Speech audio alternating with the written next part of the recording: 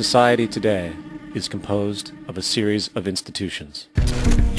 From political institutions, legal institutions, religious institutions, to institutions of social class, familial values, and occupational specialization, it is obvious the profound influence these traditionalized structures have in shaping our understandings and perspectives.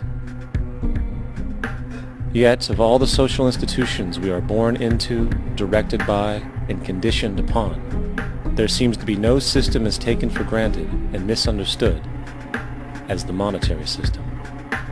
Taking on nearly religious proportions, the established monetary institution exists as one of the most unquestioned forms of faith there is.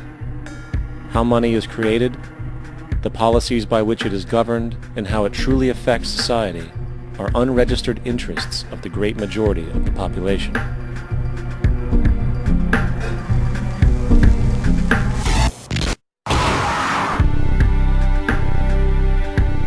In a world where 1% of the population owns 40% of the planet's wealth, in a world where 34,000 children die every single day from poverty and preventable diseases, and where 50% of the world's population lives on less than $2 a day, one thing is clear: something is very wrong.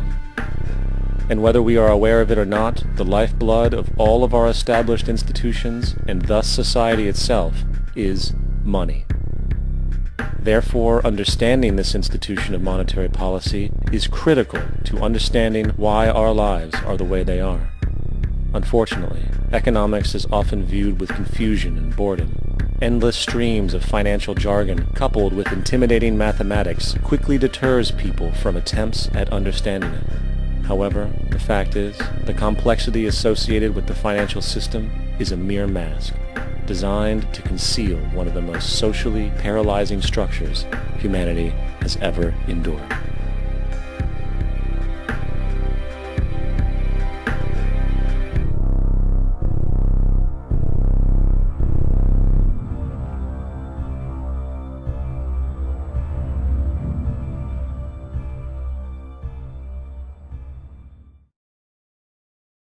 A number of years ago, the Central Bank of the United States, the Federal Reserve, produced a document entitled Modern Money Mechanics.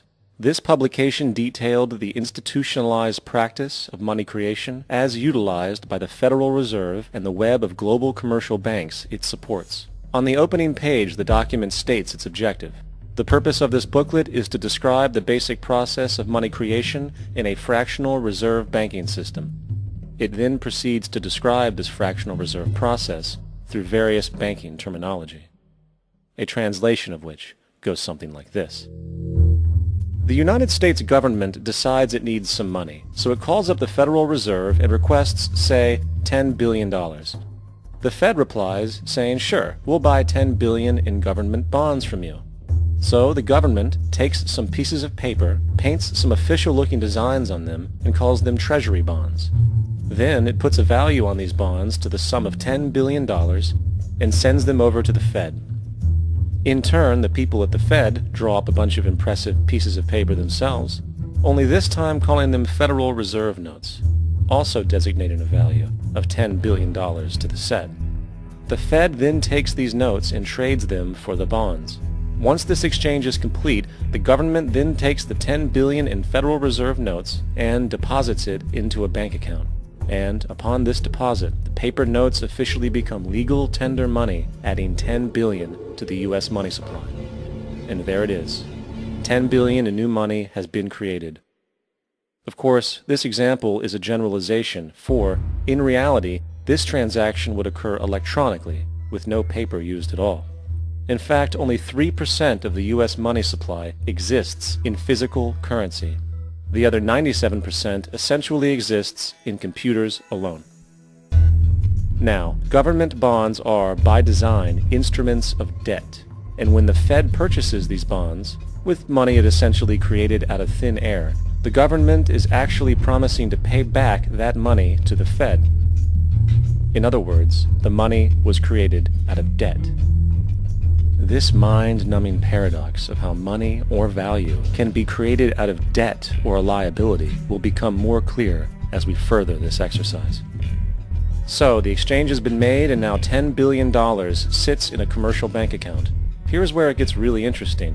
For as based on the fractional reserve practice, that $10 billion deposit instantly becomes part of the bank's reserves, just as all deposits do.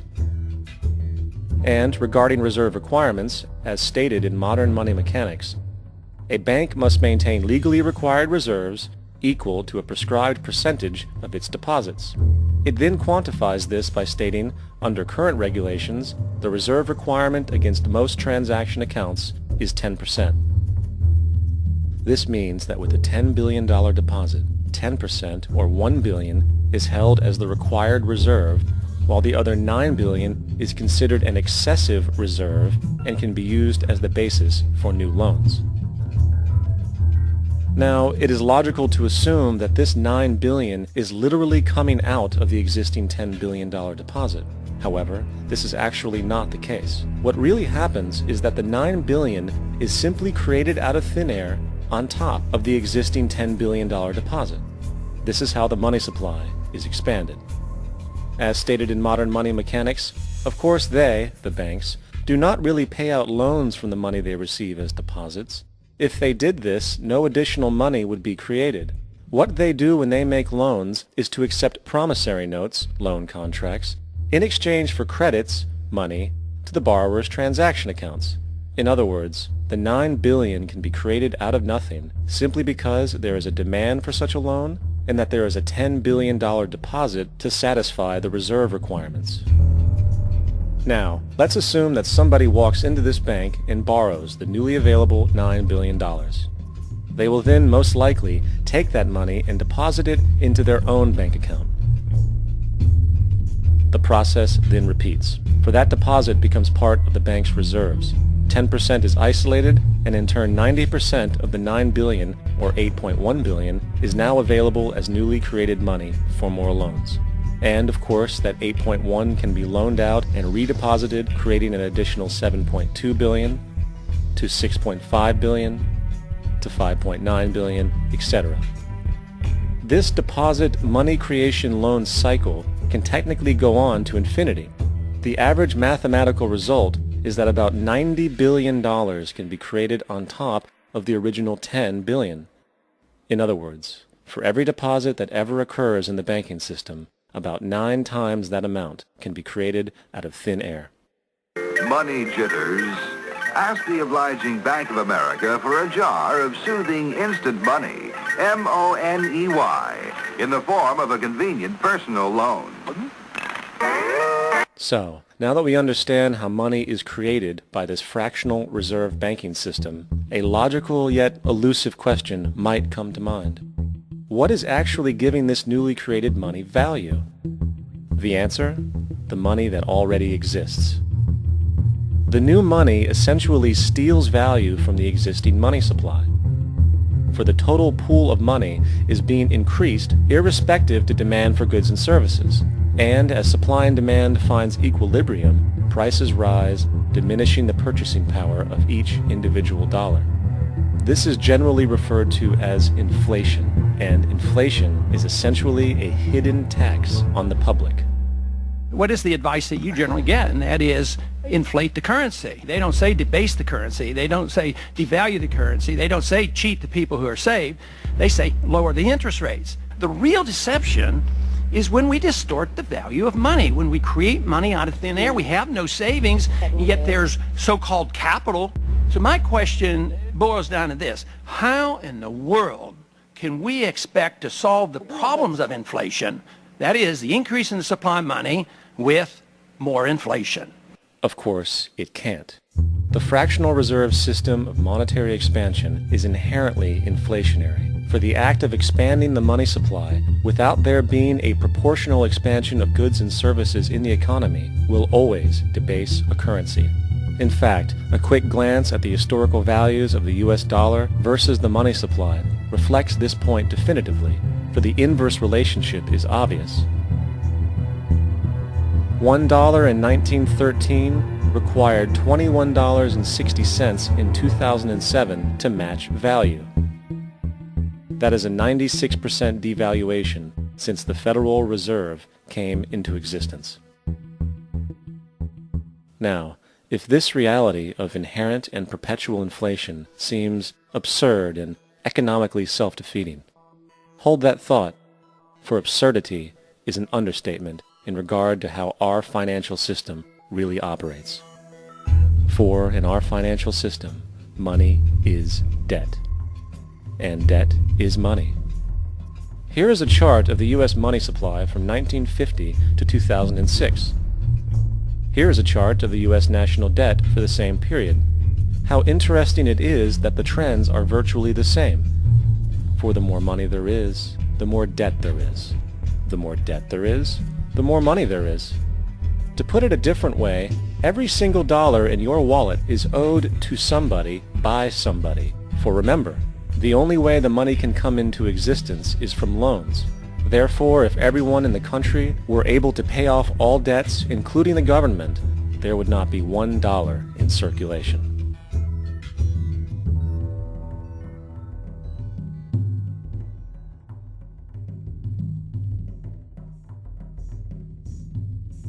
In fact, the last time in American history the national debt was completely paid off was in 1835 after President Andrew Jackson shut down the central bank that preceded the Federal Reserve. In fact, Jackson's entire political platform essentially revolved around his commitment to shut down the central bank, stating at one point, "The bold efforts the present bank has made to control the government are but premonitions of the fate that awaits the American people should they be deluded into a perpetuation of this institution or the establishment of another like it." Unfortunately, his message was short-lived, and the international bankers succeeded to install another central bank in 1913, the Federal Reserve. And as long as this institution exists, perpetual debt is guaranteed. Now, so far we have discussed the reality that money is created out of debt, through loans. These loans are based on a bank's reserves, and reserves are derived from deposits. And through this fractional reserve system, any one deposit can create 9 times its original value, in turn debasing the existing money supply, raising prices in society. And since all this money is created out of debt and circulated randomly through commerce, people become detached from their original debt, and a disequilibrium exists where people are forced to compete for labor in order to pull enough money out of the money supply to cover their costs of living. As dysfunctional and backwards as all of this might seem, there is still one thing we have omitted from this equation. And it is this element of the structure which reveals the truly fraudulent nature of the system itself: the application of interest. When the government borrows money from the Fed, or when a person borrows money from a bank, it almost always has to be paid back with accrued interest.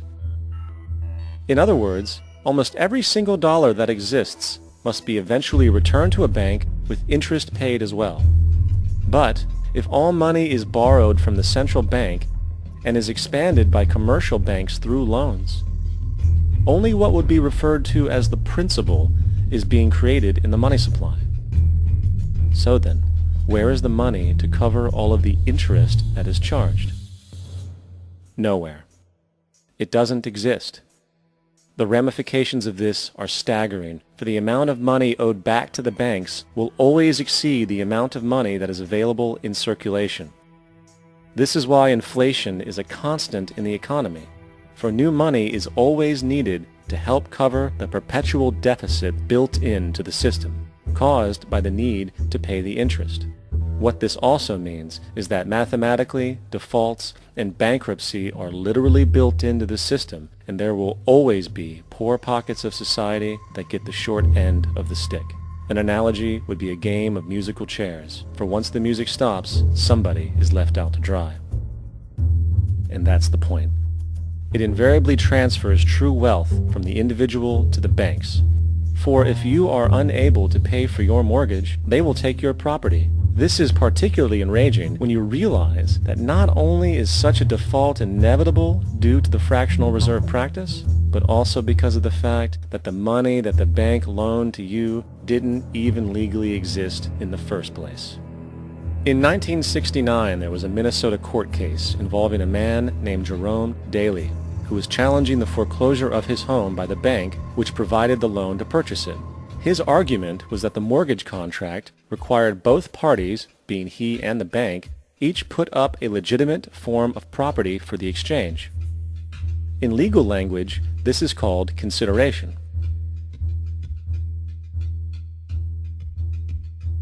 Mr. Daly explained that the money was, in fact, not the property of the bank, for it was created out of nothing as soon as the loan agreement was signed. Remember what modern money mechanics stated about loans? What they do when they make loans is to accept promissory notes in exchange for credits. Reserves are unchanged by the loan transactions, but deposit credits constitute new additions to the total deposits of the banking system. In other words, the money doesn't come out of their existing assets. The bank is simply inventing it, putting up nothing of its own, except for a theoretical liability on paper. As the court case progressed, the bank's president, Mr. Morgan, took the stand, and in the judge's personal memorandum, he recalled that the plaintiff, bank's president, admitted that, in combination with the Federal Reserve Bank, did create the money and credit upon its books by bookkeeping entry. The money and credit first came into existence when they created it. Mr. Morgan admitted that no United States law or statute existed which gave him the right to do this. A lawful consideration must exist and be tendered to support the note. The jury found that there was no lawful consideration, and I agree. He also poetically added, "Only God can create something of value out of nothing." And upon this revelation, the court rejected the bank's claim for foreclosure, and Daly kept his home. The implications of this court decision are immense. For every time you borrow money from a bank, whether it is a mortgage loan or a credit card charge, the money given to you is not only counterfeit, it is an illegitimate form of consideration, and hence voids the contract to repay, for the bank never had the money as property to begin with. Unfortunately, such legal realizations are suppressed and ignored, and the game of perpetual wealth transfer and perpetual debt continues. And this brings us to the ultimate question: why? During the American Civil War, President Lincoln bypassed the high-interest loans offered by the European banks and decided to do what the Founding Fathers advocated, which was to create an independent and inherently debt-free currency. It was called the greenback. Shortly after this measure was taken, an internal document circulated between private British and American banking interests stated, "Slavery is but the owning of labor, and carries with it the care of laborers, while the European plan is that capital shall control labor by controlling wages. This can be done by controlling the money. It will not do to allow the greenback, as we cannot control that." The fractional reserve policy perpetrated by the Federal Reserve, which has spread in practice to the great majority of banks in the world, is, in fact, a system of modern slavery. Think about it. Money is created out of debt. And what do people do when they are in debt? They submit to employment to pay it off. But if money can only be created out of loans, how can society ever be debt-free? It can't. And that's the point. And it is the fear of losing assets coupled with the struggle to keep up with the perpetual debt and inflation inherent in the system, compounded by the inescapable scarcity within the money supply itself, created by the interest that can never be repaid, that keeps the wage slave in line, running on the hamster wheel with millions of others, in effect powering an empire that truly benefits only the elite at the top of the pyramid. For, at the end of the day, who are you really working for? The banks. Money is created in a bank and invariably ends up in a bank. They are the true masters, along with the corporations and governments they support. Physical slavery requires people to be housed and fed. Economic slavery requires people to feed and house themselves. It is one of the most ingenious scams for social manipulation ever created, and at its core, it is an invisible war against the population. Debt is the weapon used to conquer and enslave societies, and interest is its prime ammunition. And as the majority walks around oblivious to this reality, the banks, in collusion with governments and corporations, continue to perfect and expand their tactics of economic warfare, spawning new bases, such as the World Bank and International Monetary Fund, while also inventing a new type of soldier, the birth of the economic hitman.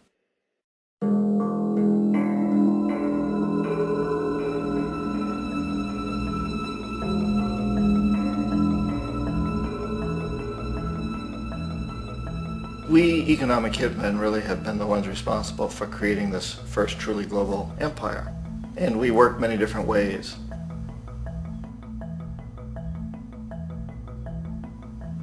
But perhaps the most common is that we will identify a country that has resources our corporations covet, like oil, and then arrange a huge loan to that country from the World Bank or one of its sister organizations.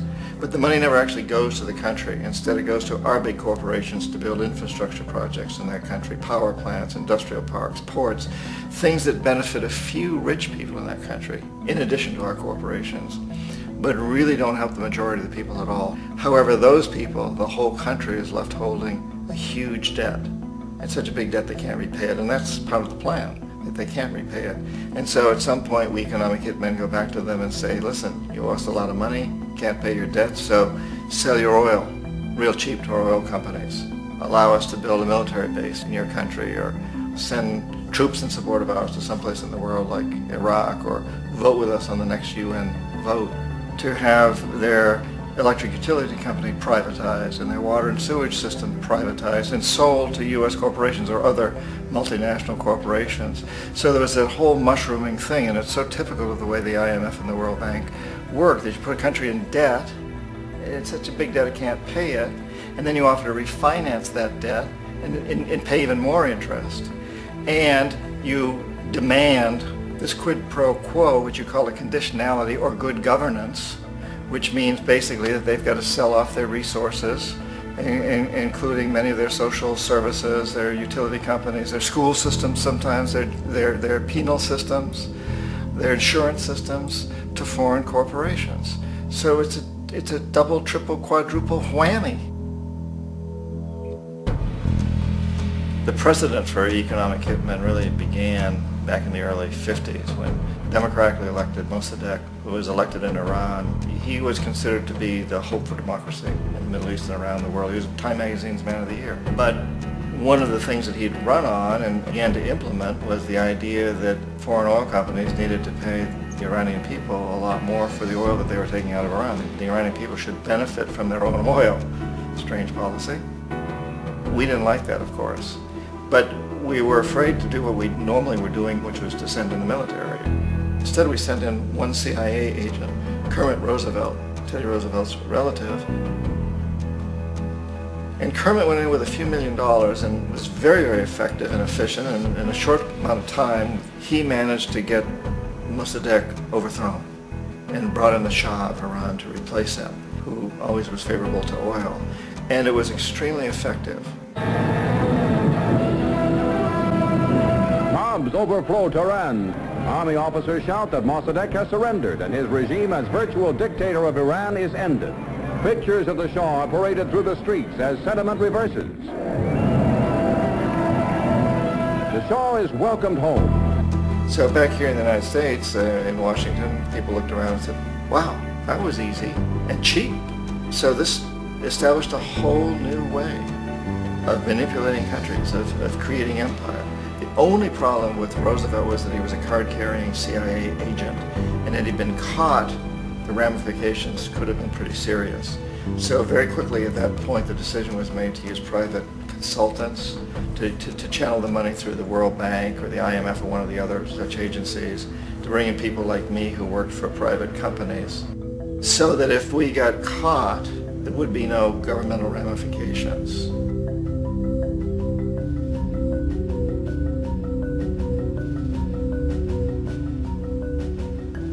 When Arbenz became president of Guatemala, the country was very much under the thumbs of United Fruit Company, the big international corporations. And Arbenz ran on this ticket that says, we want to get the land back to the people. And once he took power, he was implementing policies that would do exactly that, give the land rights back to the people. United Fruit didn't like that very much. And so they hired a public relations firm, launched a huge campaign in the United States to convince the United States people, the citizens of the United States, and the press of the United States, and the Congress of the United States, that Arbenz was a Soviet puppet, and that if we allowed him to stay in power, the Soviets would have a foothold in this hemisphere. And that, at that point in time, was a huge fear on everybody's mind, the Red Terror, the Communist terror. And so, to make a long story short, out of this public relations campaign came a commitment on the part of the CIA and the military to take this man out. And in fact, we did. We sent in planes, we sent in soldiers, we sent in jackals, we sent everything in to take him out, and did take him out. And as soon as he was removed from office, the new guy that took over after him basically reinstated everything to the big international corporations, including United Fruit.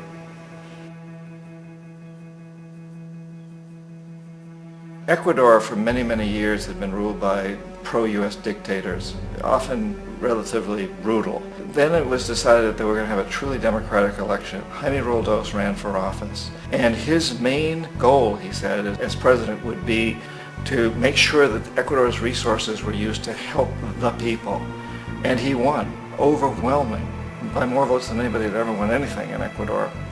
And he began to implement these policies to make sure that the profits from oil went to help the people. Well, we didn't like that in the United States.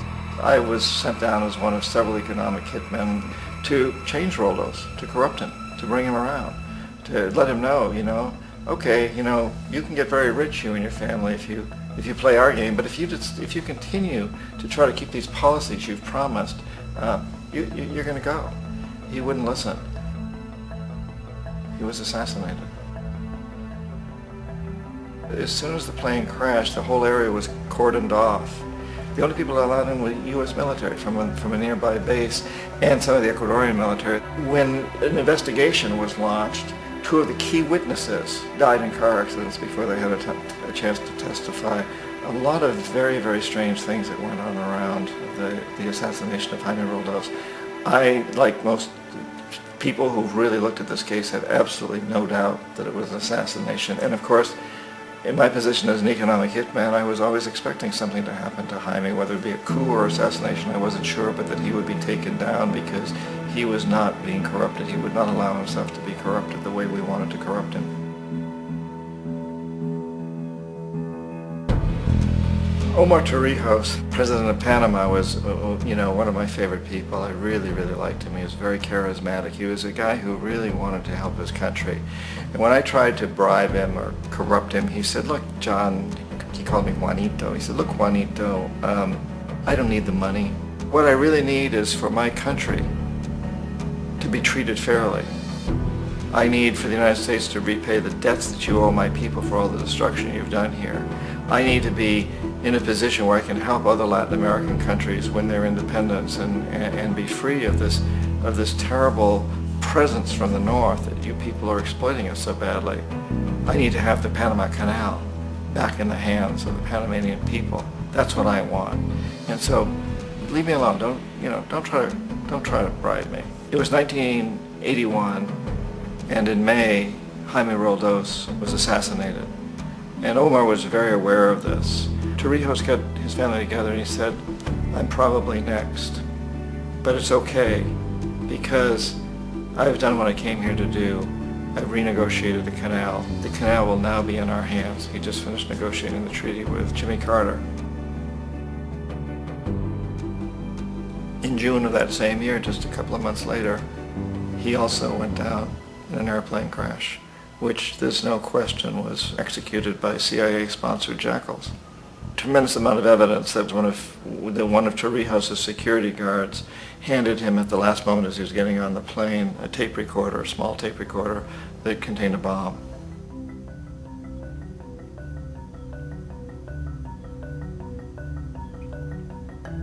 It is interesting to me how this system has continued pretty much the same way for years and years and years, except the economic hitmen have got better and better and better. Then we come up with, very recently, what happened in Venezuela. In 1998, Hugo Chavez gets elected president, following a long line of presidents who had been very corrupt and basically destroyed the economy of the country. And Chavez was elected amidst all that. Chavez stood up to the United States, and he's done it primarily demanding that Venezuelan oil be used to help the Venezuelan people.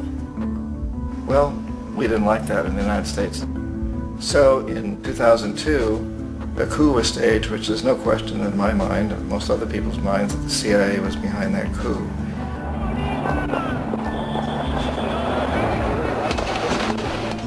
The way that that coup was fomented was very reflective of what Kermit Roosevelt had done in Iran, of paying people to go out into the streets, to riot, to protest, to say this Chavez is very unpopular. You know, if you can get a few thousand people to do that, television can make it look like it's the whole country, and things start to mushroom. Except in the case of Chavez, he was smart enough, and the people were so strongly behind him that they overcame it, which was a phenomenal moment in the history of Latin America.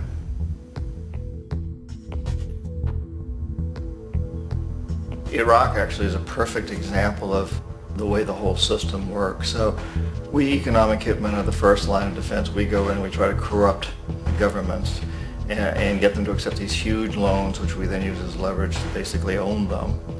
If we fail, as I failed in Panama with Omar Torrijos and in Ecuador with Jaime Roldos, men who refused to be corrupted, then the second line of defense is we send in the jackals. And the jackals either overthrow governments or they assassinate. And once that happens and a new government comes in, and boy, it's going to toe the line because the new president knows what will happen if he doesn't. In the case of Iraq, both of those things failed. Economic hitmen were not able to get through to Saddam Hussein. We tried very hard. We tried to get him to accept a deal very similar to what the House of Saud had accepted in Saudi Arabia, but he wouldn't accept it. And so the jackals went in to take him out. They couldn't do it. His security was very good.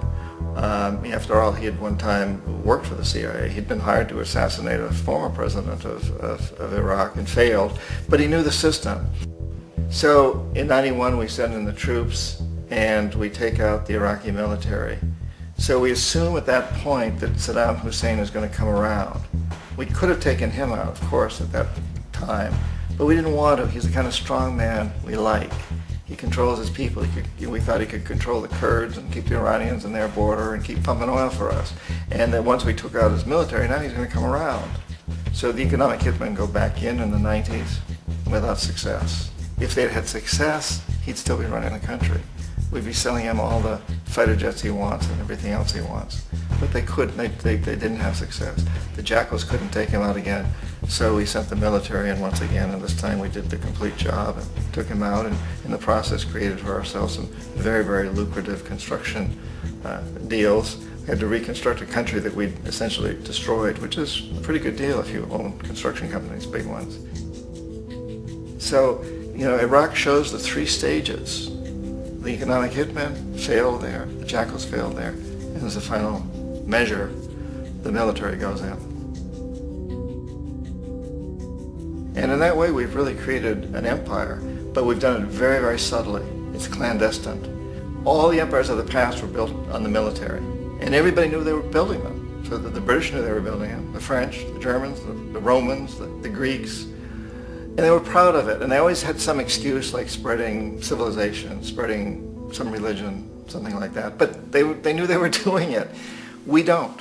The majority of the people in the United States have no idea that we're living off the benefits of a clandestine empire, that today there's more slavery in the world than ever before. And then you have to ask yourself, well, if it's an empire, then who's the emperor? Obviously, our presidents of the United States are not emperors. An emperor is someone who's not elected, doesn't serve a limited term, and doesn't report to anyone, essentially. So you can't classify our presidents that way. But we do have what I consider to be the equivalent of the emperor, and it's what I call the corporatocracy. The corporatocracy is this group of individuals, who run our biggest corporations, and they really act as the emperor of this empire. They control our media, either through direct ownership or advertising. They control most of our politicians because they finance their campaigns, either through their corporations or through personal contributions that come out of the corporations. They're not elected. They don't serve a limited term. They don't report to anybody. And at the very top of the corporatocracy, you really can't tell whether a person's working for a private corporation or the government because they're always moving back and forth. So, you've got a guy who one moment is the president of a big construction company like Halliburton, and the next moment he's vice president of the United States, or the president who is in the oil business. And this is true whether you've got Democrats or Republicans in the office. You have the moving back and forth through the revolving door. And in a way, our government is invisible a lot of the time, and its policies are carried out by our corporations on one level or another. And then again, the policies of the government are basically forged by the corporatocracy and then presented to the government. They become government policy. So it's an incredibly cozy relationship.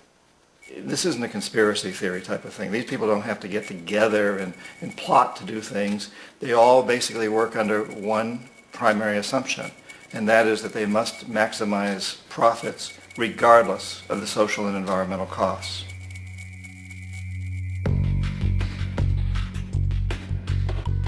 This process of manipulation by the corporatocracy through the use of debt, bribery, and political overthrow is called globalization.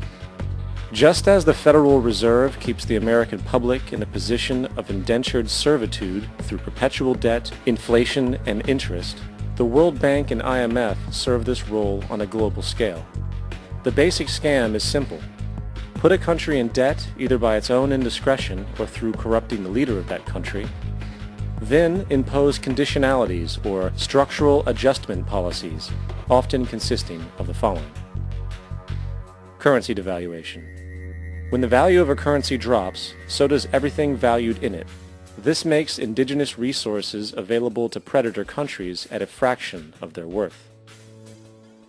Large funding cuts for social programs.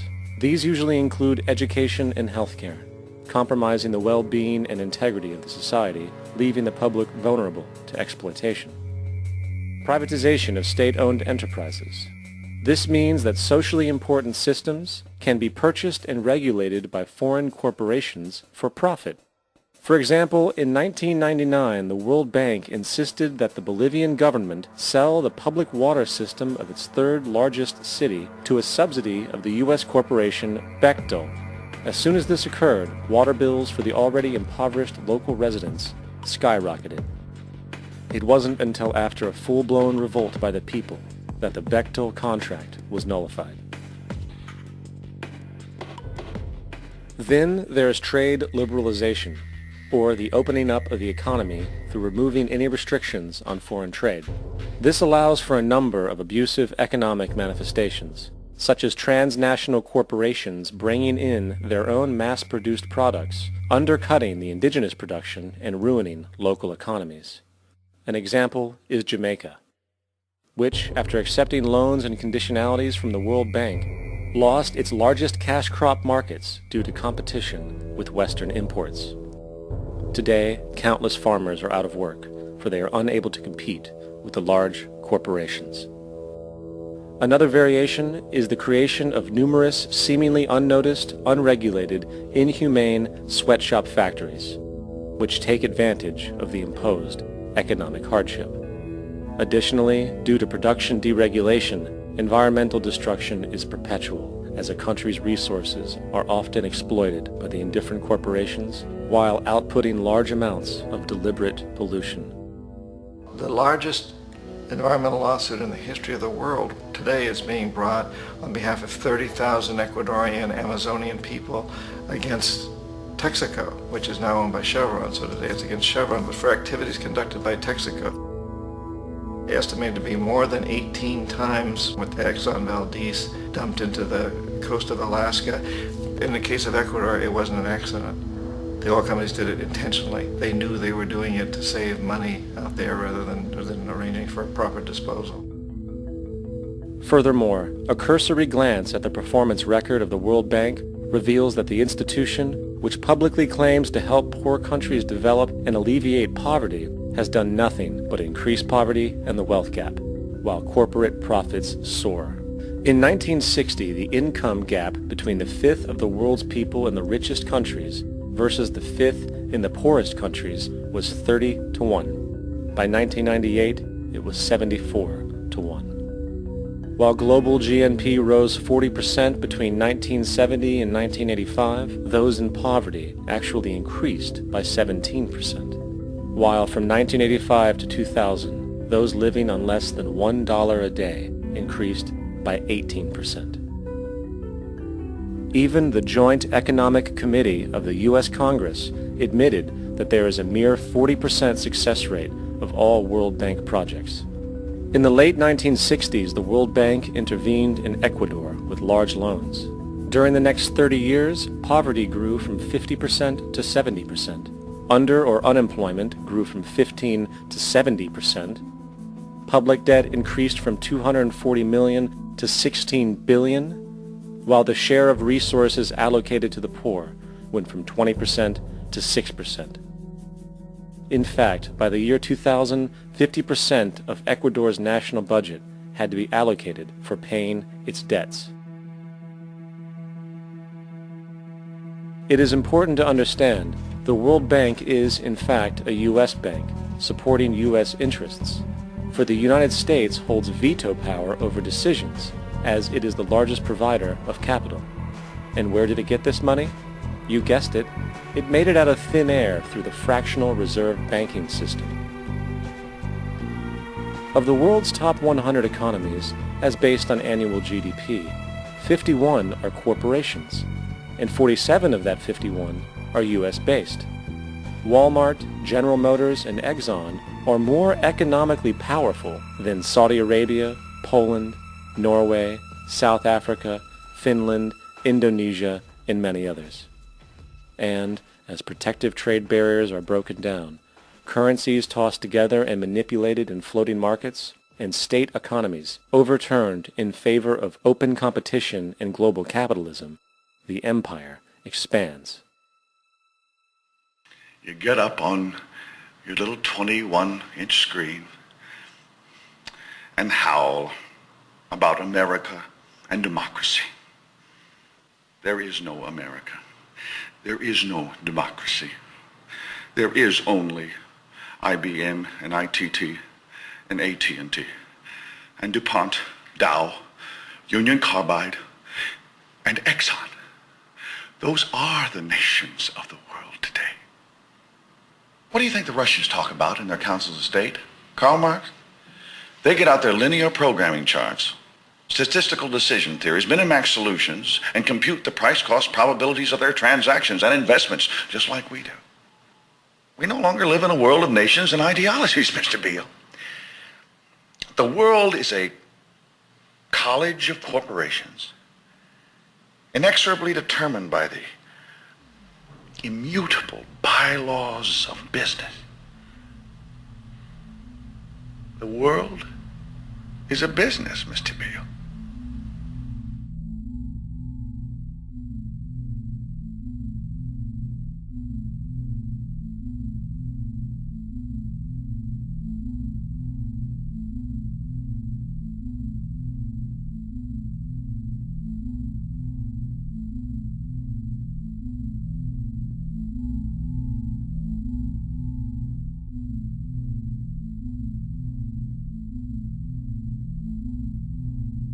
The world is being taken over by a handful of business powers who dominate the natural resources we need to live while controlling the money we need to obtain these resources. The end result will be world monopoly, based not on human life, but financial and corporate power.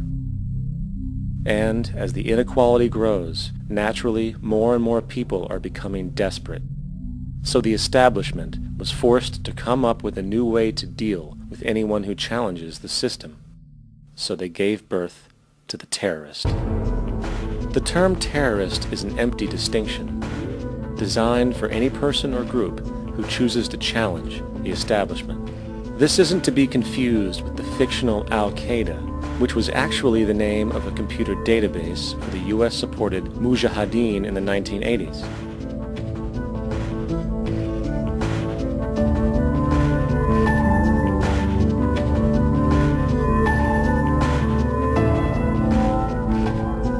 In 2007, the Department of Defense received $161.8 billion for the so-called global war on terrorism.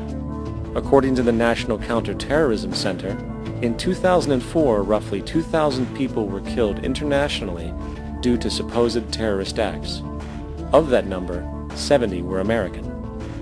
Using this number as a general average, which is extremely generous, it is interesting to note that twice as many people die from peanut allergies a year than from terrorist acts. Concurrently, the leading cause of death in America is coronary heart disease, killing roughly 450,000 each year.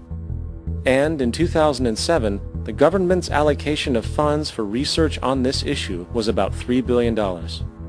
This means that the U.S. government in 2007 spent 54 times the amount for preventing terrorism than it spent for preventing a disease which kills 6,600 times more people annually than terrorism does.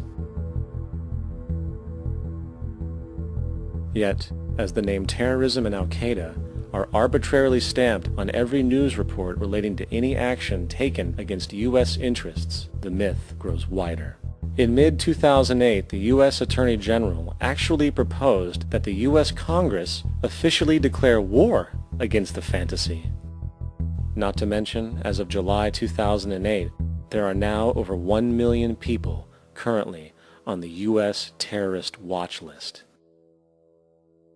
These so-called counterterrorism measures, of course, have nothing to do with social protection, and everything to do with preserving the establishment amongst the growing anti-American sentiment both domestically and internationally, which is legitimately founded on the greed-based corporate empire expansion that is exploiting the world. The true terrorists of our world do not meet at the docks at midnight or scream Allah Akbar before some violent action.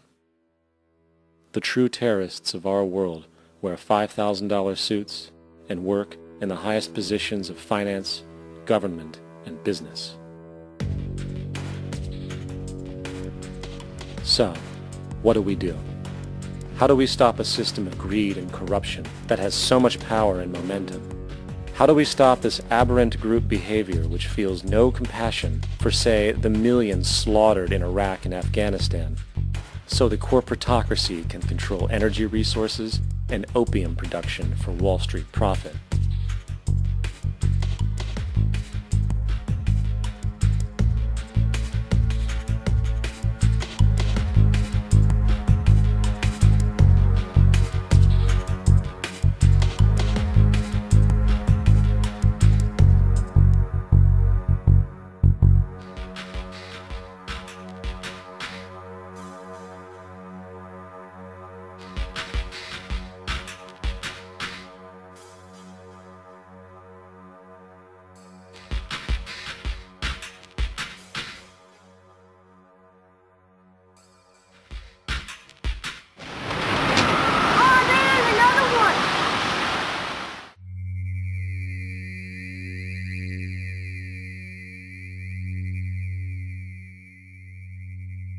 How do we stop a system of greed and corruption that condemns poor populations to sweatshop slavery for the benefit of Madison Avenue?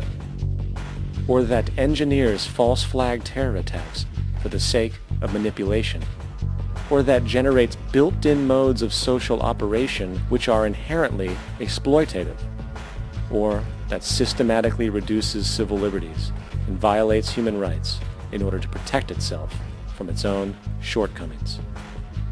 How do we deal with the numerous covert institutions, such as the Council on Foreign Relations, the Trilateral Commission, and the Bilderberg Group, and other undemocratically elected groups which, behind closed doors, collude to control the political, financial, social, and environmental elements of our lives?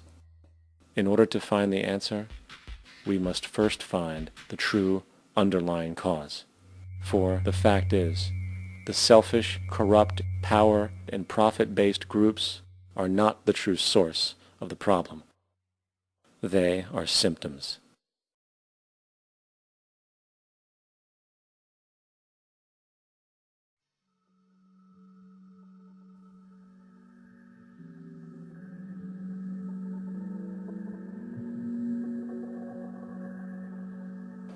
My name is Jacque Fresco. I'm an industrial designer and a social engineer. I'm very much interested in society and developing a system that might be sustainable for all people. First of all, the word corruption is a monetary invention. That aberrant behavior that's disruptive to the well-being of people, while you're dealing with human behavior. And human behavior appears to be environmentally determined, meaning if you were raised by the Seminole Indians as a baby, never saw anything else, you'd hold that value system. And this goes for nations, it goes for individuals, for families. They try to indoctrinate their children to their particular faith and their country and make them feel like they're part of that. And they build a society which they call established. They establish a workable point of view and tend to perpetuate that, whereas all societies are really emergent, not established. And so they fight new ideas that would interfere with the establishment. Governments try to perpetuate that which keeps them in power. People are not elected to political office to change things. They're put there to keep things the way they are. So you see, the basis of corruption is in our society. Let me make it clear. All nations then are basically corrupt because they tend to uphold existing institutions.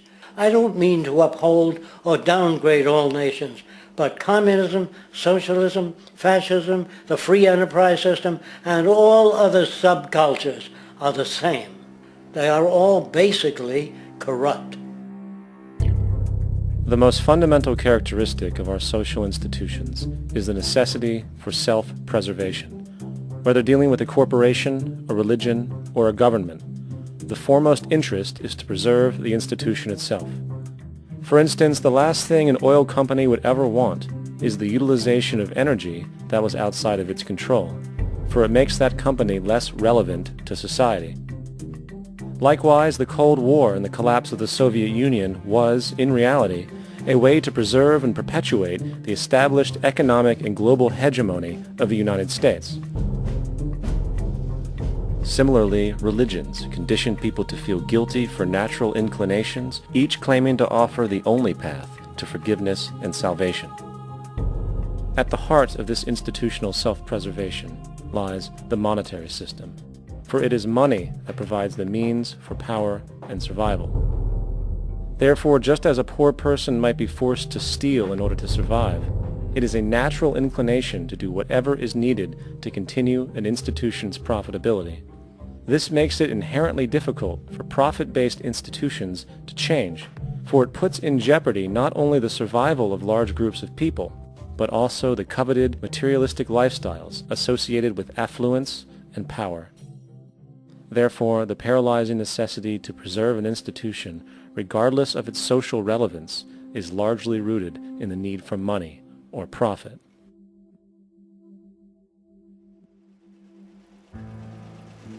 What's in it for me is why people think. And so if a man makes money selling a certain product, naturally he's going to fight the existence of another product that may threaten his institution. Therefore, people cannot be fair, and people do not trust each other. A guy will come over to you and say, I got just the house you're looking for. He's a salesman. When a doctor says, I think your kidney has to come out, I don't know if he's trying to pay off a yacht or whether my kidney has to come out. It's hard in a monetary system to trust people. If you came into my store and I said, this lamp that I've got is pretty good, but the lamp next door is much better, I wouldn't be in business very long. It wouldn't work. If I were ethical it wouldn't work. So when you say industry cares for people, that's not true. They can't afford to be ethical. So your system is not designed to serve the well-being of people. If you still don't understand that, there would be no outsourcing of jobs if they cared about people. Industry does not care. They only hire people because it hasn't been automated yet. So don't talk about decency and ethics. We cannot afford it and remain in business. It is important to point out that regardless of the social system, whether fascist, socialist, capitalist, or communist, the underlying mechanism is still money, labor, and competition. Communist China is no less capitalistic than the United States. The only difference is the degree by which the state intervenes in enterprise.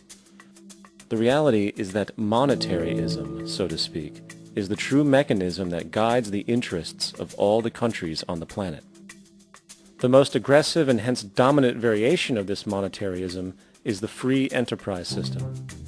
The fundamental perspective as put forth by early free market economists like Adam Smith is that self-interest in competition leads to social prosperity, as the act of competition creates incentive which motivates people to persevere.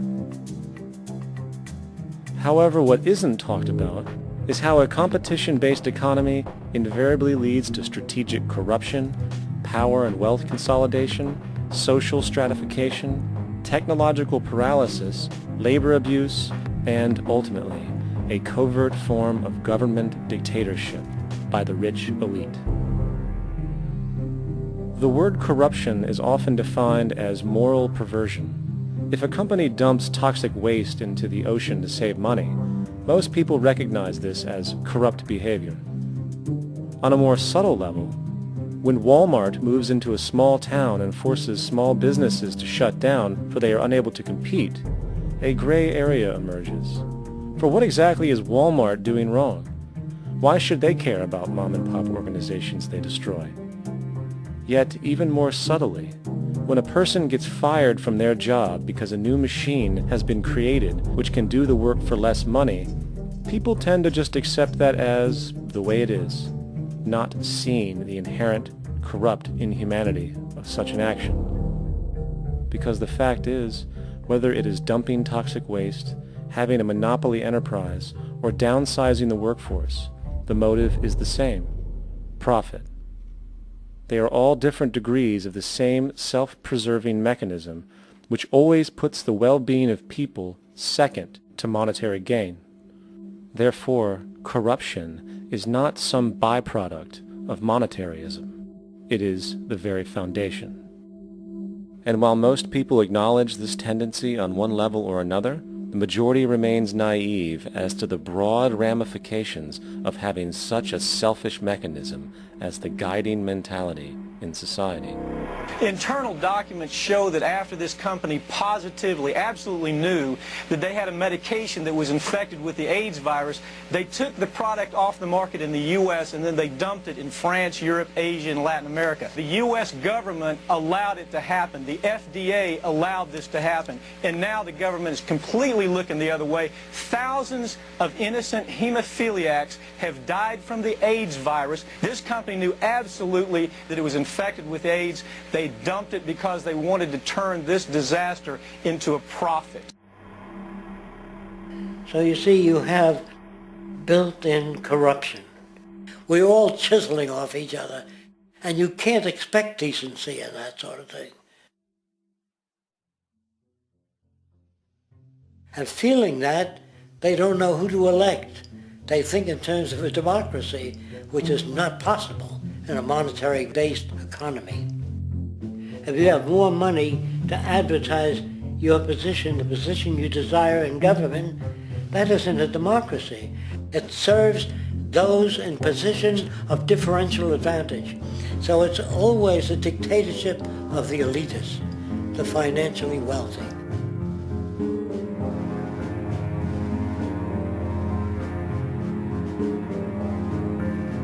It is an interesting observation to note how seemingly unknown personalities magically appear on the scene as presidential candidates. Then, before you know it, somehow you are left to choose from a small group of extremely wealthy people who suspiciously have the same broad social view. Obviously, it's a joke. The people placed on the ballot are done so because they have been pre-decided to be acceptable by the established financial powers who actually run the show.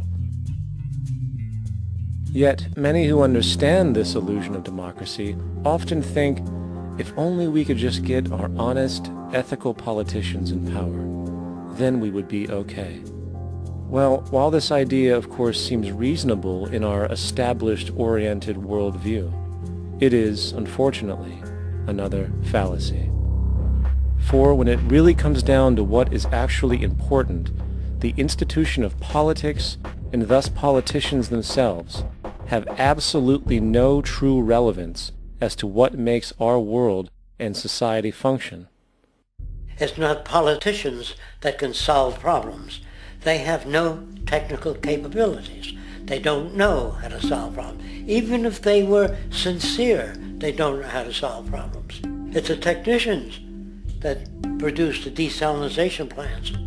It's the technicians that give you electricity, that give you motor vehicles, that heat your house and cool it in the summertime. It's technology that solves problems, not politics. Politics cannot solve problems because they're not trained to do so. Very few people today stop and consider what it is that actually improves their lives. Is it money? Obviously not. One cannot eat money or stuff money into their car to get it to run. Is it politics? All politicians can do is create laws, establish budgets, and declare war. Is it religion? Of course not. Religion creates nothing except intangible emotional solace for those who require it. The true gift that we as human beings have, which has been solely responsible for everything that has improved our lives, is technology. What is technology? Technology is a pencil which allows one to solidify ideas on paper for communication. Technology is an automobile which allows one to travel faster than feet would allow.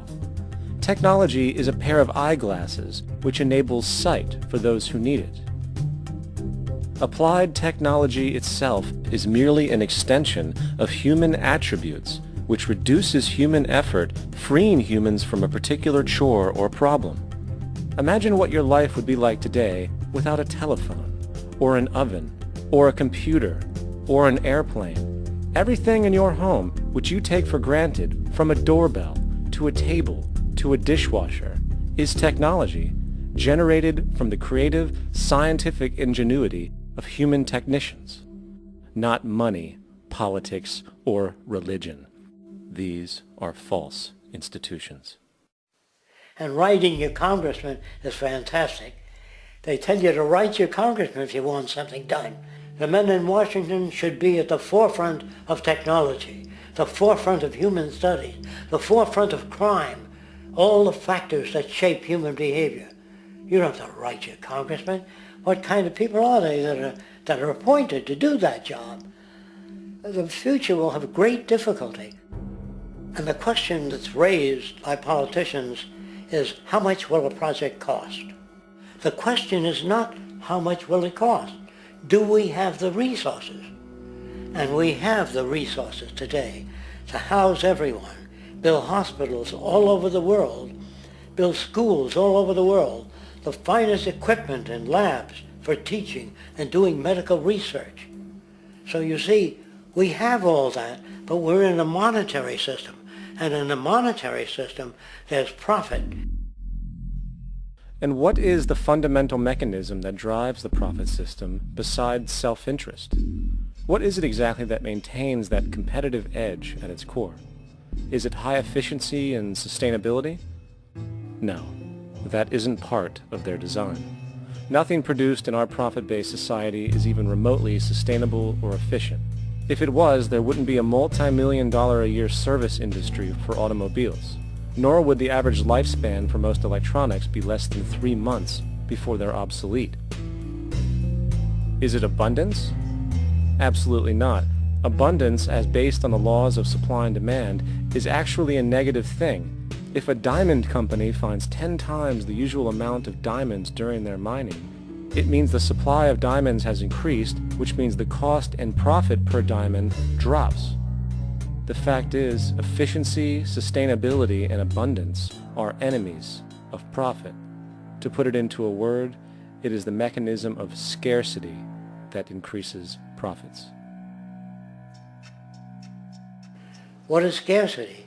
Based on keeping products valuable. Slowing up production on oil raises the price. Maintaining scarcity of diamonds keeps the price high. They burn diamonds at the Kimberley diamond mines. They're made of carbon. That keeps the price up.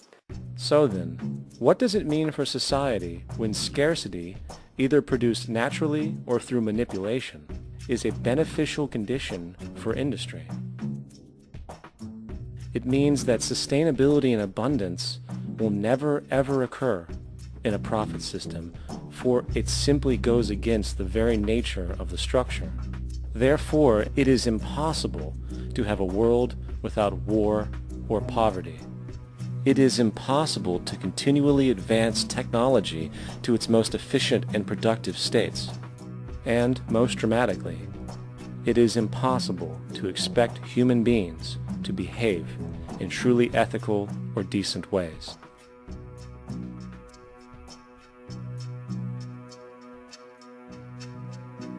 People use the word instinct because they can't account for the behavior.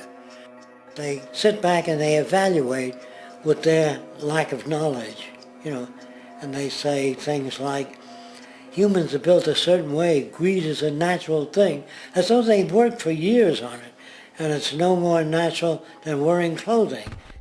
What we want to do is to eliminate the causes of the problems, eliminate the processes that produce greed and bigotry and prejudice and people taking advantage of one another and elitism, eliminating the need for prisons and welfare.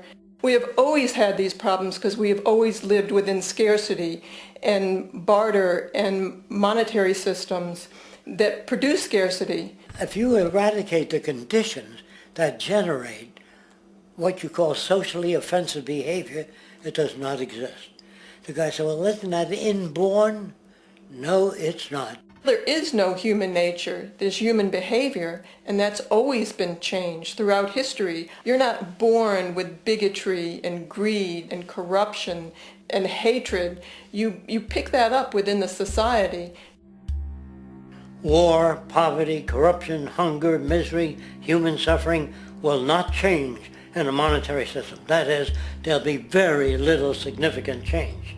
It's going to take the redesign of our culture, our values, and it has to be related to the carrying capacity of the earth, not some human opinion or some politician's notions of the way the world ought to be, or some religious notions of the conduct of human affairs.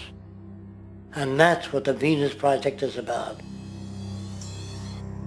The society that we're about to talk about is a society that is free of all the old superstitions, incarceration, prisons, police, cruelty, and law. All laws will disappear, and the professions will disappear that are no longer valid, such as stockbrokers, bankers, advertising, gone forever, because it's no longer relevant.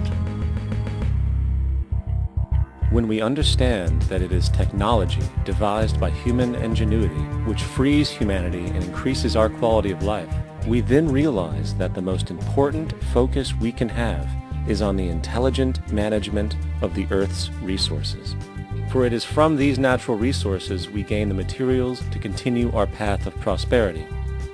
Understanding this, we then see that money fundamentally exists as a barrier to these resources, for virtually everything has a financial cost. And why do we need money to obtain these resources? Because of real or assumed scarcity. We don't usually pay for air and tap water because it is in such high abundance, selling it would be pointless. So then, Logically speaking, if resources and technologies applicable to creating everything in our societies, such as houses, cities, and transportation, were in high enough abundance, there would be no reason to sell anything. Likewise, if automation and machinery was so technologically advanced as to relieve human beings of labor, there would be no reason to have a job. And with these social aspects taken care of, there would be no reason to have money at all. So the ultimate question remains: do we on Earth have enough resources and technological understanding to create a society of such abundance that everything we have now could be available without a price tag and without the need for submission through employment? Yes, we do. We have the resources and technology to enable this at a minimum, along with the ability to raise the standard of living so high that people in the future will look back at our civilization now and gawk at how primitive and immature our society was. What the Venus Project proposes is an entirely different system that's updated to present-day knowledge. We've never given scientists the problem of how do you design a society which would eliminate boring and monotonous jobs, that would eliminate accidents in transportation, that would enable people to have a high standard of living, that would eliminate poisons in our food, that would give us other sources of energy that are clean and efficient. We can do that out there.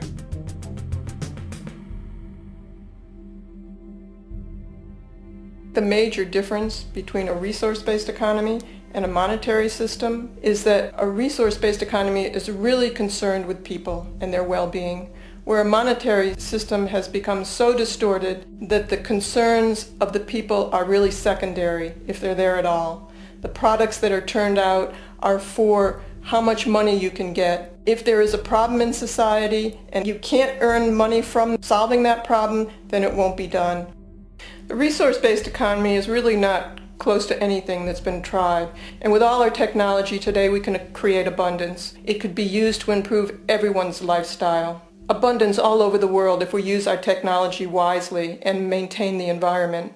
It's a very different system, and it's very hard to talk about because the public is not that well enough informed as to the state of technology.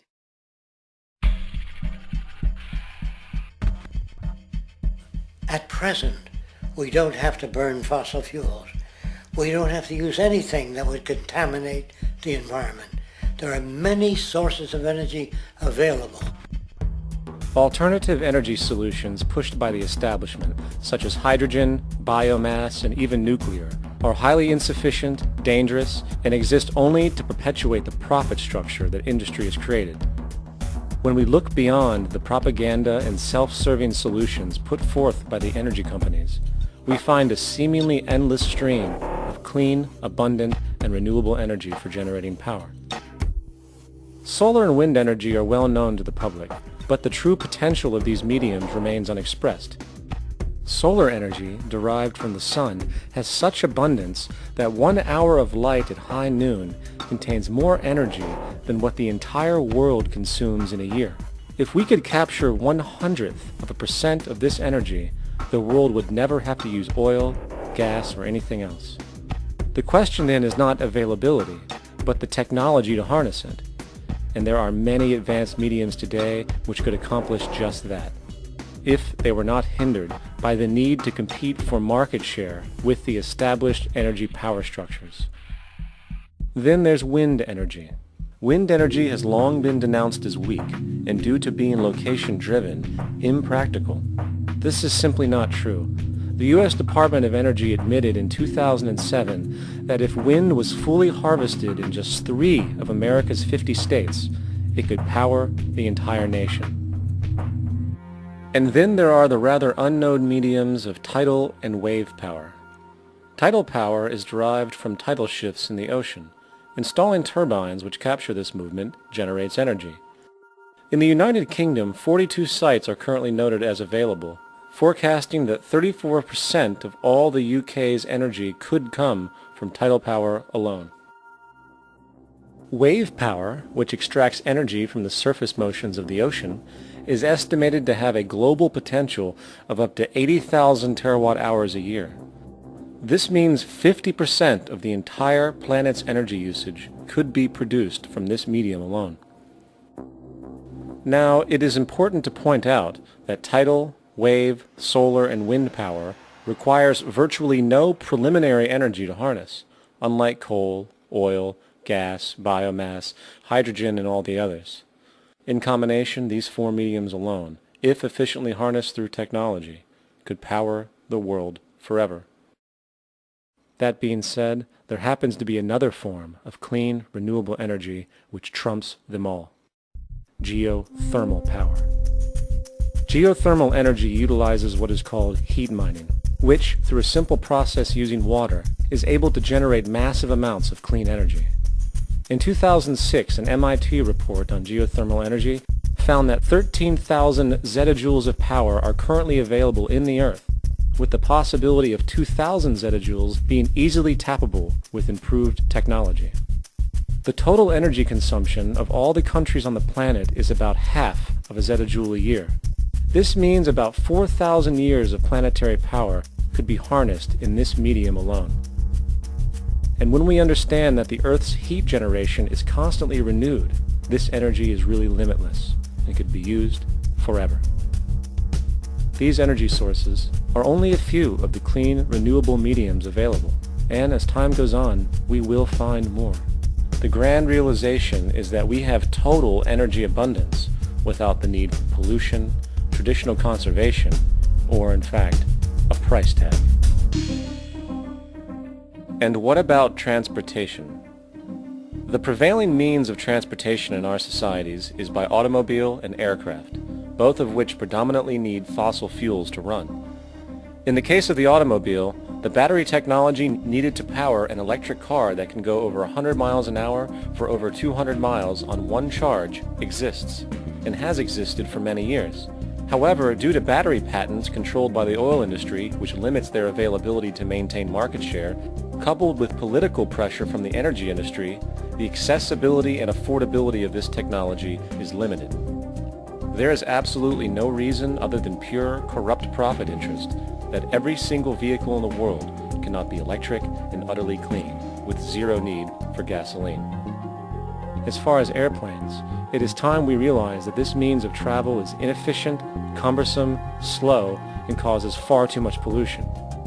This is a maglev train. It uses magnets for propulsion.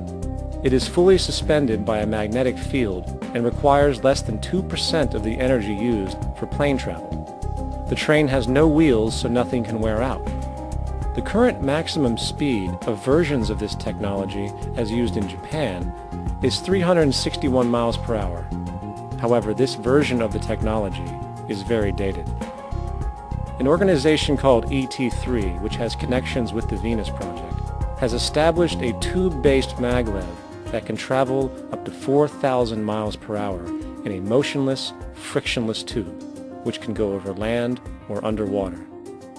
Imagine going from LA to New York for an extended lunch break, or from Washington, D.C. to Beijing, China in 2 hours. This is the future of continental and intercontinental travel, fast, clean, with only a fraction of the energy usage we use today for the same means. In fact, between maglev technology, advanced battery storage, and geothermal energy, there would be no reason to ever burn fossil fuels again. And we can do this now if we were not held back by the paralyzing profit structure. Now, America is inclined toward fascism. It has a propensity by its dominant philosophy and religion to uphold the fascist point of view. American industry is essentially a fascist institution. If you don't understand that, the minute you punch that time clock, you walk into a dictatorship. We're given notions about the respectability of work, and I really look at it as being paid slavery. They're brought up to believe that you shall earn your living by the sweat of your brow. That holds people back. Freeing people from drudgery, repetitive jobs which make them ignorant. You rob them. In our society, that is a resource-based economy, machines free people. You see, we can't imagine that because we've never known that kind of world.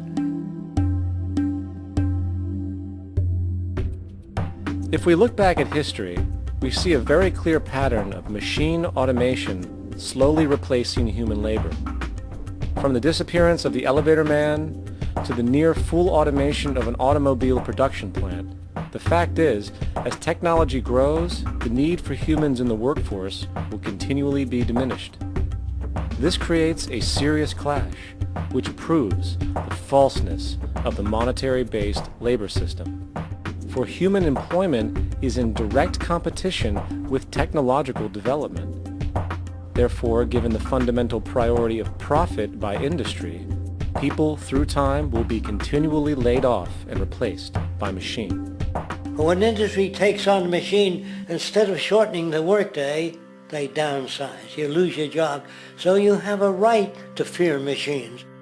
In a high-technology, resource-based economy, it is conservative to say that about 90% of all current occupations could be phased out by machines, freeing humans to live their life without servitude, for this is the point of technology itself.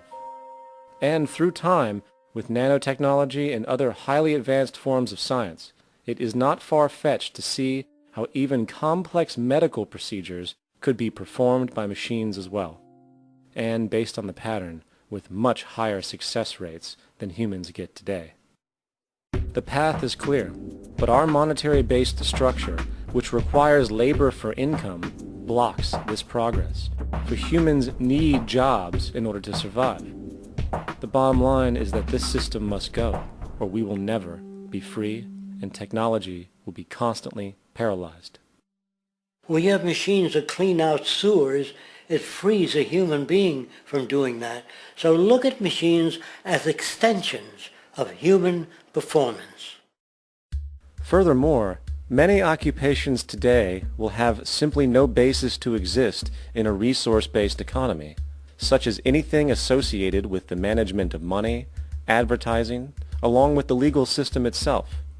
For without money, a great majority of the crimes that are committed today would never occur.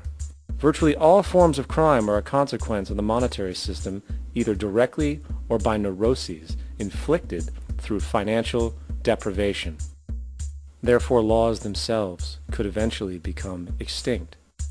Instead of putting up a sign, drive carefully, slippery when wet, put abrasive in the highway so it's not slippery when wet. And if a person gets in a car they're drunk and the car oscillates a great deal, there's a little pendulum that swings up and back, and that'll pull the car over to the side. Not a law. Solution. Put sonar and radar in automobiles so they can't hit one another. Man-made laws are attempts to deal with occurring problems, and not knowing how to solve them, they make a law.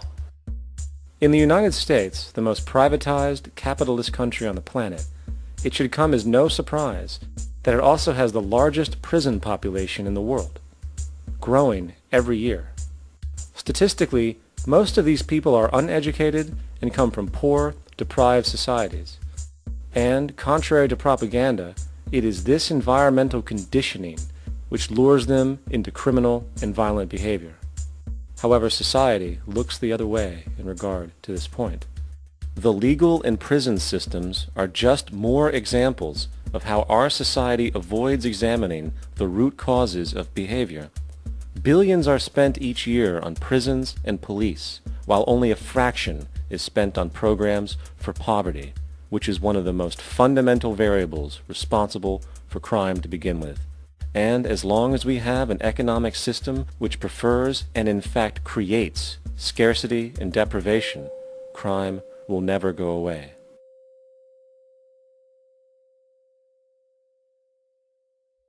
If people have access to the necessities of life without servitude, debt, barter, trade, they behave very differently. You want all these things available without a price tag. Now then, You got to have a price tag. Well, what'll motivate people? Man gets everything he wants, he just lay around in the sun. This is the myth they perpetuate. People in our culture are trained to believe that the monetary system produces incentive. If they have access to things, why should they want to do anything? They will lose their incentive. That's what you're taught to support the monetary system. When you take money out of the scenario, there would be different incentives, very different incentives. When people have access to the necessities of life, their incentives change. What about the moon and the stars? New incentives arise. If you make a painting that you enjoy, you will enjoy giving it to other people, not selling it.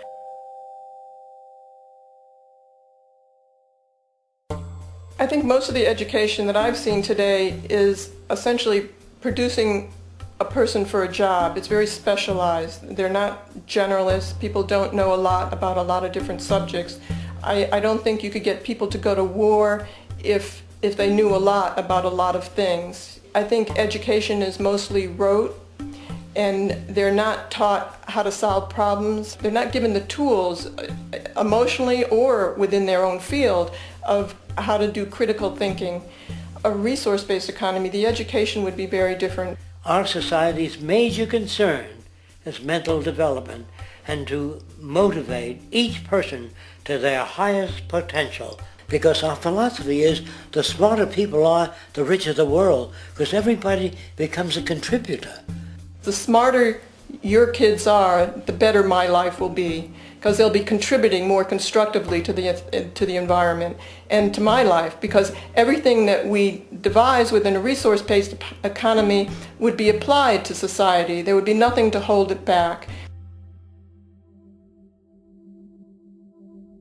Patriotism, weapons, armies, navies, all that is a sign that we're not civilized yet.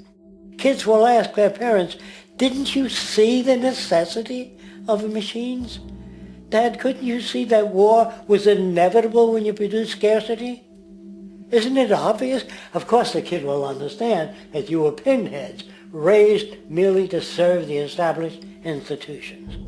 We're such an abominable, sick society that we won't make the history book. They just say that large nations took land from smaller nations, used force and violence. You'll get history talked about as corrupt behavior all the way along until the beginning of the civilized world. That's when all the nations work together. World unification, working toward common good for all human beings, and without anyone being subservient to anyone else, without social stratification, whether it be technical elitism or any other kind of elitism, eradicated from the face of the earth. The state does nothing because there is no state. Because there is no state. The system I advocate, a resource-based global economy, is not perfect. It's just a lot better than what we have. We can never achieve perfection.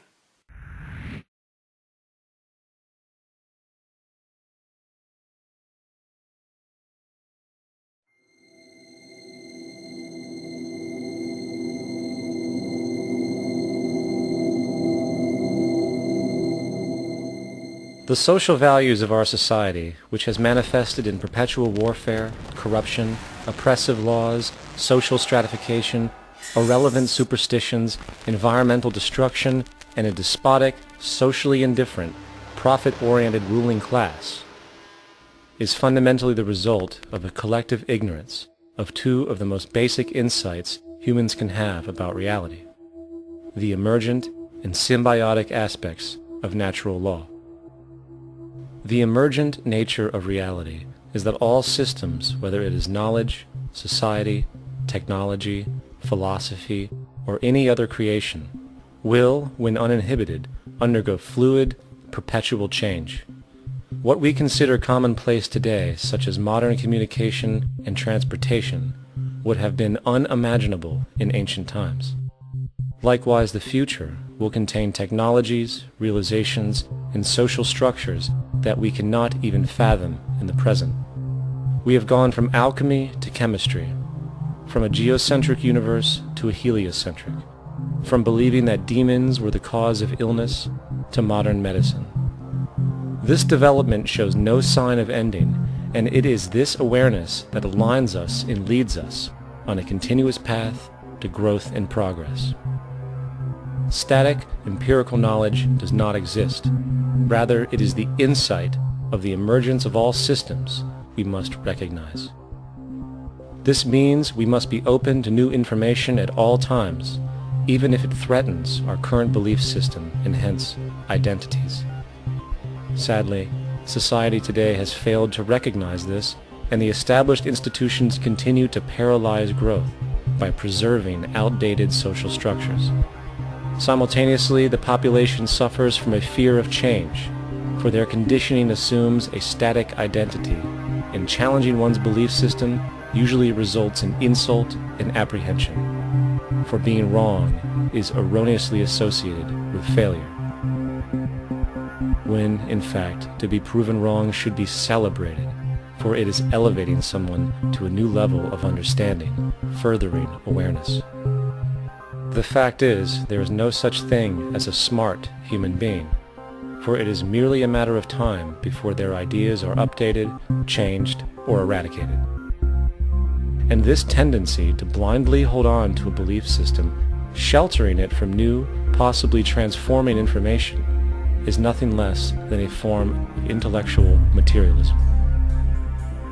The monetary system perpetuates this materialism not only by its self-preserving structures, but also through the countless number of people who have been conditioned into blindly and thoughtlessly upholding these structures, therefore becoming self-appointed guardians of the status quo. Sheep, which no longer need a sheepdog to control them, for they control each other by ostracizing those who step out of the norm. This tendency to resist change and uphold existing institutions for the sake of identity, comfort, power, and profit is completely unsustainable and will only produce further imbalance, fragmentation, distortion, and invariably, destruction. It's time to change. From hunters and gatherers to the agricultural revolution to the industrial revolution, the pattern is clear. It is time for a new social system which reflects the understandings we have today. The monetary system is a product of a period of time where scarcity was a reality. Now, with the age of technology, it is no longer relevant to society. Gone with the aberrant behavior it manifests. Likewise, dominant worldviews, such as theistic religion, operate with the same social irrelevancy. Islam, Christianity, Judaism, Hinduism, and all of the others exist as barriers to personal and social growth, for each group perpetuates a closed worldview, and this finite understanding that they acknowledge is simply not possible in an emergent universe. Yet, religion has succeeded in shutting down the awareness of this emergence by instilling the psychological distortion of faith upon its followers, where logic and new information is rejected in favor of traditionalized, outdated beliefs. The concept of God is really a method of accounting for the nature of things. In the early days, people didn't know enough about how things formed, how nature worked, so they invented their own little stories. And they made God in their own image. A guy that gets angry. When people don't behave right, he creates floods and earthquakes. They say it's an act of God.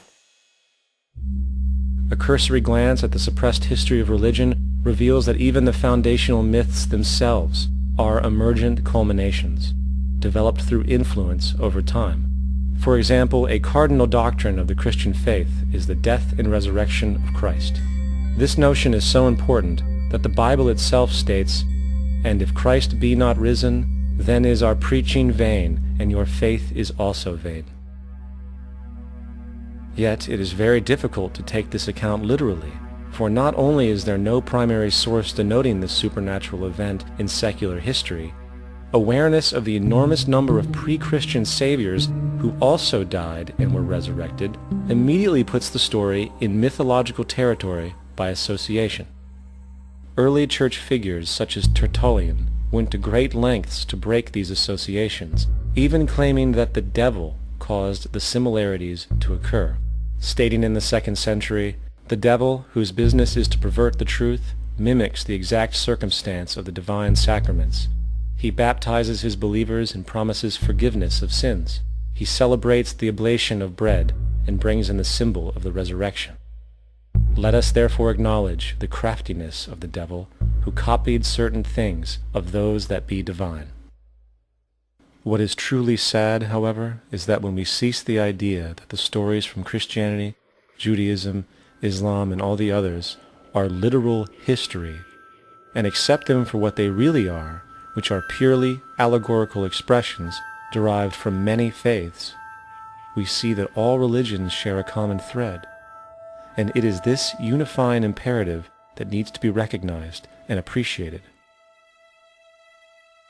Religious belief has caused more fragmentation and conflict than any other ideology. Christianity alone has 34,000 different subgroups.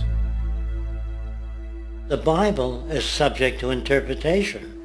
When you read it, you say, I think Jesus meant this. I think Job meant that. Oh no, he meant this. So you have the Lutheran, the Seventh-day Adventist, the Catholic, and a church divided is no church at all. And a church divided is no church at all. And this point on division, which is a trademark of all theistic religions, brings us to our second failure of awareness, the false assumption of separation through the rejection of the symbiotic relationship of life.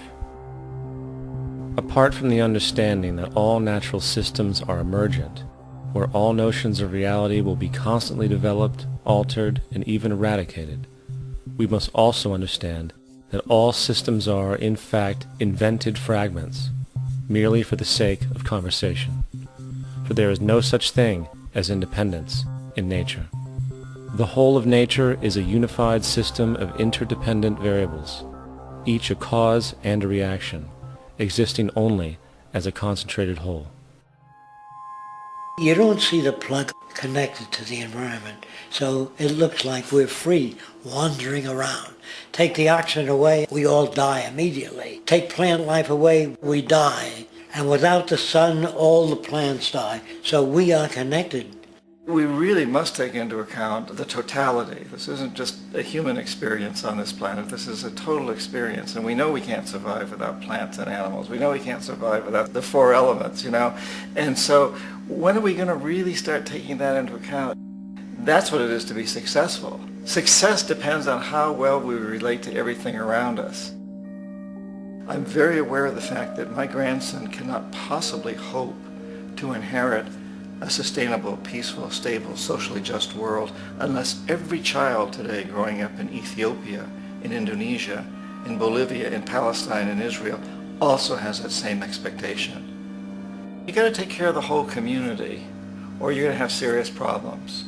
And now we have to see that the whole world is the community. And we must all take care of each other that way. And it's not just a community of human beings. It's a community of plants and animals and elements. And we really need to understand that. That's what's going to bring us joy, too, and pleasure. That's what's missing in our lives right now.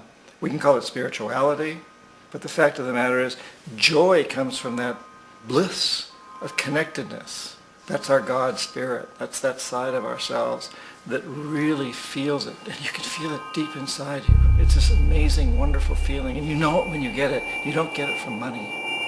You get it from connection. Now, if that isn't a hazard to this country, how are we going to keep building nuclear weapons? You know what I mean? What's going to happen to the arms industry when we realize we're all one? It's going to fuck up the economy. The economy that's fake anyway. The economy that's fake anyway. The economy that's fake anyway. The economy that's fake anyway. The economy that's fake anyway. Which would be a real bummer. You can see why the government's cracking down on the idea of experiencing unconditional love.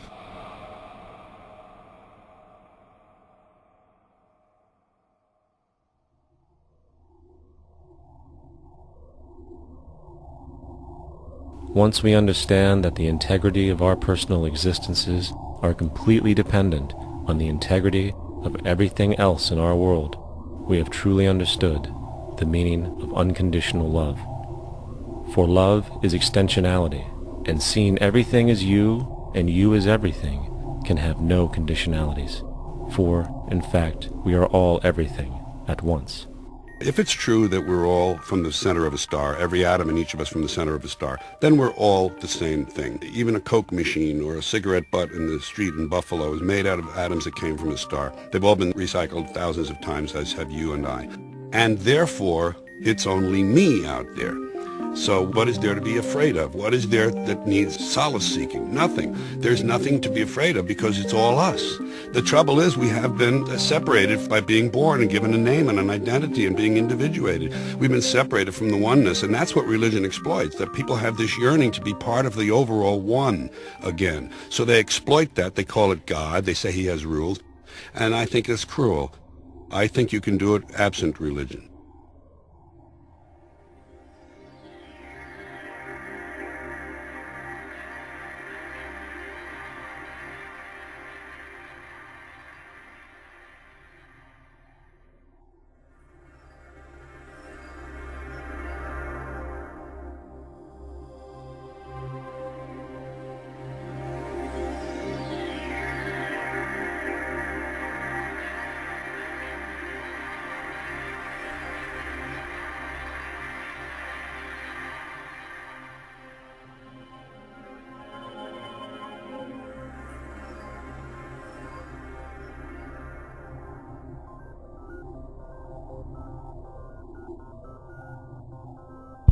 It's time to claim the unity our outmoded social systems have broken apart, and work together to create a sustainable global society where everyone is taken care of and everyone is truly free. Your personal beliefs, whatever they may be, are meaningless when it comes to the necessities of life. Every human being is born naked, needing warmth, food, water, shelter. Everything else is auxiliary. Therefore, the most important issue at hand is the intelligent management of the Earth's resources. This can never be accomplished in a monetary system, for the pursuit of profit is the pursuit of self-interest, and therefore imbalance is inherent. Simultaneously, politicians are useless, for our true problems in life are technical, not political. Furthermore, ideologies that separate humanity, such as religion, need strong reflection in the community in regard to its value, purpose, and social relevancy. Hopefully, through time, religion will lose its materialism and basis in superstition and move into the useful field of philosophy. The fact is, society today is backwards, with politicians constantly talking about protection and security rather than creation, unity, and progress. The U.S. alone now spends about $500 billion annually on defense. That is enough to send every high school senior in America to a four-year college. In the 1940s, the Manhattan Project produced the first true weapon of mass destruction. This program employed 130,000 people at an extreme financial cost. Imagine what our life would be like today if that group of scientists, instead of working on a way of killing people, worked on a way to create a self-sustaining, abundant world. Life today would be very, very different if that was their goal. Instead of weapons of mass destruction, it is time to unleash something much more powerful. Weapons of mass creation. Our true divinity is in our ability to create, and armed with the understanding of the symbiotic connections of life, while being guided by the emergent nature of reality, there is nothing we cannot do or accomplish. Of course, we face strong barriers in the form of established power structures that refuse to change. At the heart of these structures is the monetary system, As explained earlier, the fractional reserve policy is a form of slavery through debt, where it is literally impossible for society to be free. In turn, free market capitalism in the form of free trade uses debt to imprison the world and manipulate countries into subservience to a handful of large business and political powers. Apart from these obvious amoralities, the system itself is based on competition, which immediately destroys the possibility of large-scale collaborations for the common good, hence paralyzing any attempt at true global sustainability. These financial and corporate structures are now obsolete, and they must be outgrown. Of course, we cannot be naive enough to think that the business and financial elite are going to subscribe to this idea, for they will lose power and control. Therefore, peaceful yet highly strategic action must be taken. The most powerful course of action is simple. We have to alter our behavior to force the power structure to the will of the people. We must stop supporting the system. The only way the establishment will change is by our refusal to participate, while continuously acknowledging its endless flaws and corruptions. They're not going to give up the monetary system because of our designs of what we recommend. The system has to fail, and people have to lose confidence in their elected leaders. That will be a major turning point if the Venus Project is offered as a possible alternative. If not, I fear the consequences. The trends now indicate that our country is going bankrupt. The probability is our country will move toward a military dictatorship to prevent riots and complete social breakdown. Once the U.S. breaks down, all the other cultures will undergo similar things. As of now, the world financial system is on the brink of collapse due to its own shortcomings. The Comptroller of Currency stated in 2003 that the interest on the U.S. national debt will not be affordable in less than 10 years. This theoretically means total bankruptcy for the U.S. economy, and its implications for the world are immense. In turn, the fractional reserve-based monetary system is reaching its theoretical limits of expansion, and the banking failures you are seeing are just the beginning. This is why inflation is skyrocketing, all debt is at record levels, and the government and Fed are hemorrhaging new money to bail out the corrupt system. For the only way to keep the banks going is by making more money. The only way to make more money is to create more debt and inflation. It is simply a matter of time before the tables turn, and there is no one willing to take new loans, while defaults grow, as people are unable to afford their current loans. Then the expansion of money will stop, and contraction will begin on a scale never before seen, ending a century-long pyramid scheme. This has already begun. Therefore, we need to expose this financial failure for what it is, using this weakness to our advantage. Here are some suggestions. Expose the banking fraud. Citibank, J.P.Morgan Chase, and Bank of America are the most powerful controllers within the corrupt Federal Reserve System. It's time to boycott these institutions. If you have a bank account or a credit card with any of them, move your money to another bank. If you have a mortgage, refinance with another bank. If you own their stock, sell it. If you work for them, quit. This gesture will express contempt for the true powers behind the private banking cartel known as the Federal Reserve, and create awareness about the fraud of the banking system itself. 2. Turn off the TV news. Visit the emerging independent news agencies on the internet for your information. CNN, NBC, ABC, Fox, and all the others present all news pre-filtered to maintain the status quo. With 4 corporations owning all major media outlets, objective information is impossible. This is the true beauty of the internet, and the establishment has been losing control because of this free flow of information. We must protect the internet at all times, as it is truly our savior right now. 3. Don't ever allow yourself, your family, or anyone you know to ever join the military. This is an obsolete institution now used exclusively for maintaining an establishment that is no longer relevant. U.S. soldiers in Iraq work for U.S. corporations, not the people. Propaganda forces us to believe that war is natural and the military is an honorable institution. Well, if war is natural, why are there 18 suicides every single day by American veterans who have post-traumatic stress disorder? If our military men and women are so honored, why is it that 25% of the American homeless population are veterans? 4. Stop supporting the energy companies. If you live in a detached house, get off the grid. Investigate every means of making your home self-sustainable with clean energy. Solar, wind, and other renewable energies are now affordable consumer realities, and considering the never-ending rising cost of traditional energies, it will likely be a cheaper investment over time. If you drive, get the smallest car you can, and consider using one of the many conversion technologies that can enable your car to be a hybrid, electric, or run on anything other than establishment fuels. 5. Reject the political system. The illusion of democracy is an insult to our intelligence. In a monetary system, there is no such thing as a true democracy, and there never was. We have two political parties owned by the same set of corporate lobbyists. They are placed in their positions by the corporations, with popularity artificially projected by their media.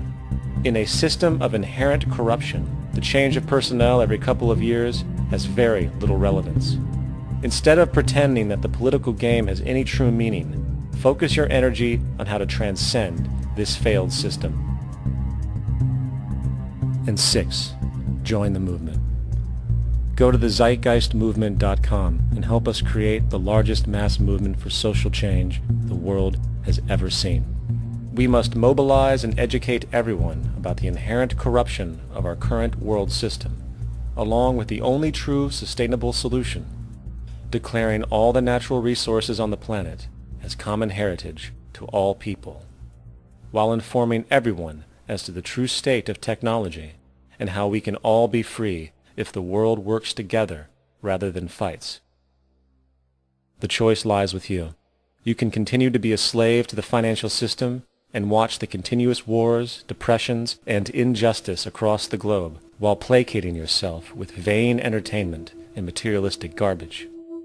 Or you can focus your energy on true, meaningful, lasting, holistic change, which actually has the realistic ability to support and free all humans with no one left behind. But, in the end, the most relevant change must occur first inside of you. The real revolution is the revolution of consciousness, and each one of us first needs to eliminate the divisionary, materialistic noise we have been conditioned to think is true, while discovering, amplifying, and aligning with the signal coming from our true empirical oneness. It is up to you. What we are trying in all these discussions and talks here is to see if we cannot radically bring about a transformation of the mind. Not accept things as they are, but to understand it, to go into it, to examine it, give your heart and your mind with everything that you have to find out a way of living differently.